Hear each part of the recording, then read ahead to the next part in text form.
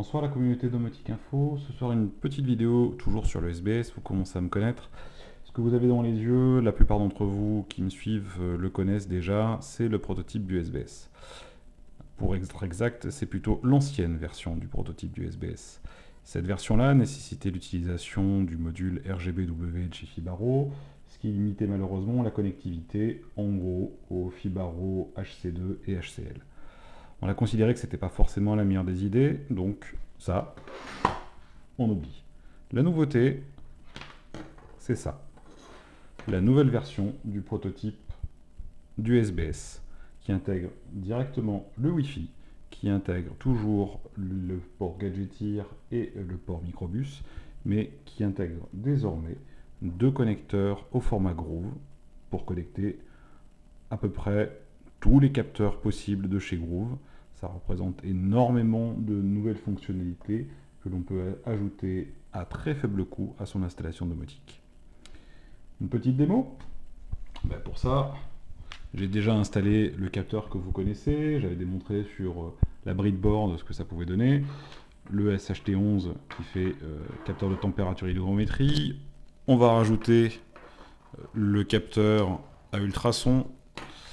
Et puis on va rajouter un capteur Groove. On va prendre par exemple le capteur qui permet de mesurer l'humidité du sol. Figurez-vous que tous ces capteurs-là peuvent fonctionner en même temps. On va allumer le SBS, on va mettre un petit obstacle. Voilà. Devant ça, on allume le SBS. La LED bleue va s'allumer, voilà, pour dire que le SBS vient de se connecter à mon Wi-Fi. Et à partir de là, on a 10 secondes si on souhaite changer le firmware pour ajouter de nouveaux capteurs. Au bout de 10 secondes, le SBS voilà, se met à clignoter en bleu pour dire que les informations sont maintenant prêtes à être envoyées en Wi-Fi. Et là, je fais un petit zoom par exemple sur ma Fibaro HC2, mais comme je l'ai dit déjà à plusieurs reprises, maintenant que la connexion se fait en Wi-Fi, n'importe quel équipement capable de comprendre une requête HTML, d'interpréter une requête HTML, peut s'interfacer. On va regarder tout de suite les données qui sont remontées. L'une des nouveautés, c'est que maintenant le SBS indique par lui-même les capteurs qui sont intégrés, donc un SHT11, un CRF05. Là, la chaîne de caractères a été tronquée, mais c'est un soil sensor. Et bien on voit donc 21 degrés, 57% d'hygrométrie. La petite boîte qui est à 8 cm du capteur, on va les noyer un petit peu, voilà, on vient de voir que ça vient de passer à 15 cm 3.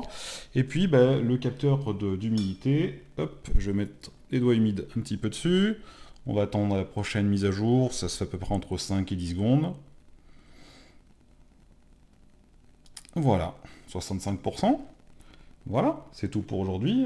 Et croyez-moi, on va très vite en reparler. Je sais que c'est un petit peu long, mais bon, le temps de mettre ça bien au point.